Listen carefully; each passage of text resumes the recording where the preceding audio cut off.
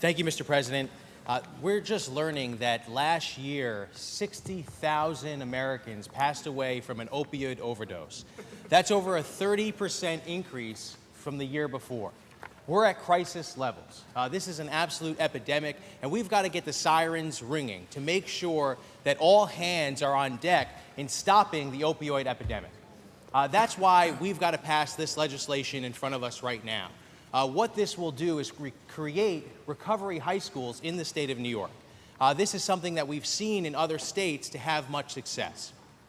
On average, about 300,000 teens go through a substance abuse treatment program in the United States each year.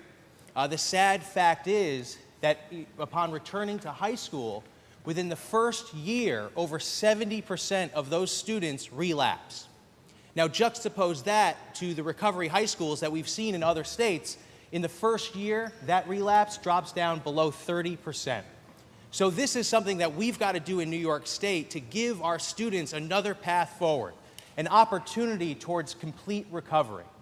We've got to make sure that we're leaving no stone unturned when it comes to finding ways to stopping this hideous epidemic that is plaguing our communities all across New York State and all across our nation.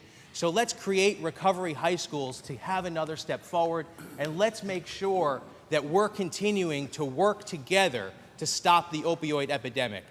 Thank you, Mr. President.